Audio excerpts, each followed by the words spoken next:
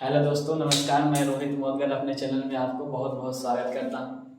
कल हमने पढ़ाया था ऐन एपिताफ के बारे में।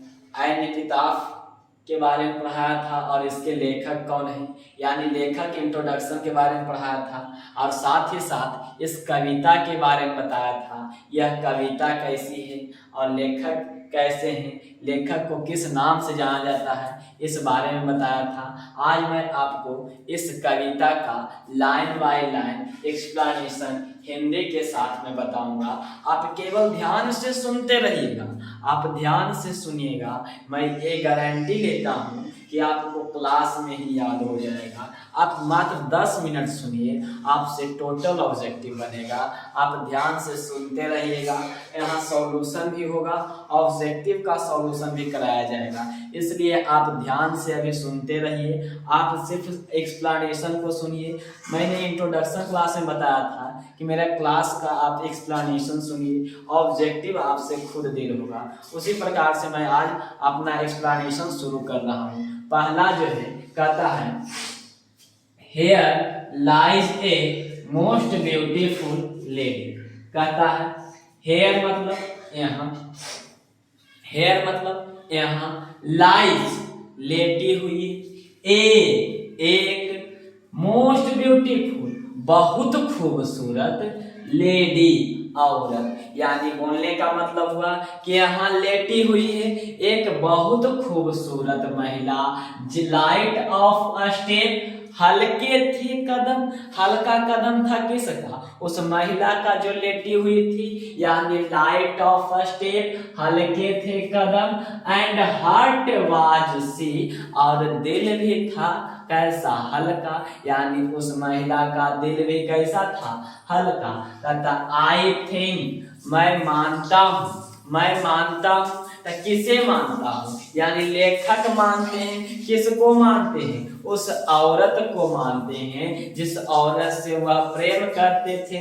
मैंने बताया था आप लोगों को इंट्रोडक्शन क्लास में कि लेखक जो है एक औरत से प्रेम करते हैं और वह औरत उन्हें बीच रास्ते में छोड़कर चली जाती है।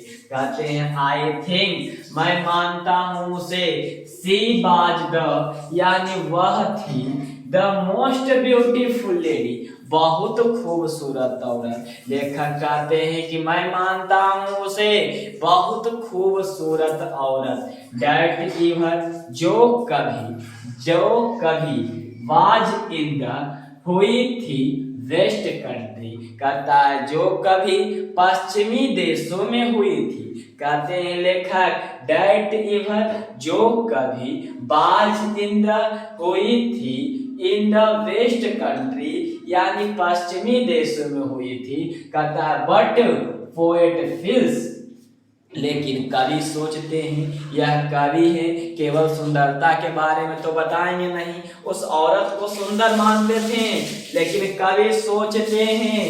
बट पोएट फील्स ब्यूटी, यानी कवि महसूस करते हैं कि सुंदरता वैध से ढल जाती है, वैध से ढल जाती है।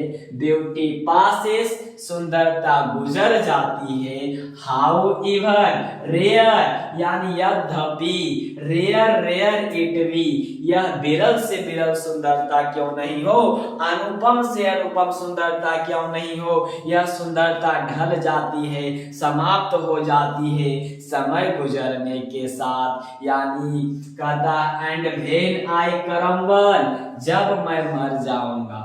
कहते हैं लेखक कि एंड व्हेन आई क्रम्बल, जब मैं मर जाऊंगा। हु विल रिमेंबर, कौन याद करेगा तुम्हें? यानी बोलने का मतलब हुआ कि जब तक लेखक जिंदा है तब वो जान रहे हैं कि यह सुंदर है। लेखक मर जाएंगे, कौन याद करेगा उसको कि वह सुंदर है कि नहीं सुंदर है। कहता है this lady of the west country, उस पश्चिमी देश की औरत को कौन याद करेगा यदि लेखक मर जाते हैं तो। चलिए, यह इस कविता में वह लेखक हैं जो बताना चाहते हैं कि उन्हें एक लड़की से प्रेम था, जो लड़की कहाँ की थी, वेस्ट कंट्री की थी, और वह वेस्ट कंट्री की लड़की को सबसे खूबसूरत यानी मोस्ट ब्यूटीफुल लेडी मानते थे। और वह लेकिन ऐसा भी मानते थे कि सुंदरता यानी विरल सुंदरता क्यों नहीं हो, सुंदर से सुंदर कोई लड़की क्यों नहीं हो, समय के साथ उसकी सुंदरता घट जाती है और जब वह मर जाती है तो कोई याद करने वाला नहीं होता है। उसकी सुंदरता को लोग याद करते हैं उसके अच्छे कर्म को।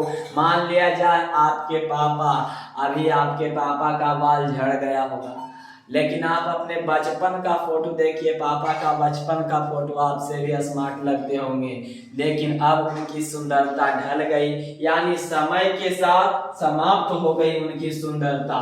कहता है, एक बार फिर से सुन लीजिएगा, याद हो जाएगा। कहता है, here lies a most beautiful lady, यहाँ लेटी हुई है एक खूबसूरत महिला। और कहता है, लाइट ऑफ स्टेप, हल्के थे कदम, एंड हार्ट वाज सी, और दिल था उसका कैसा, हल्का।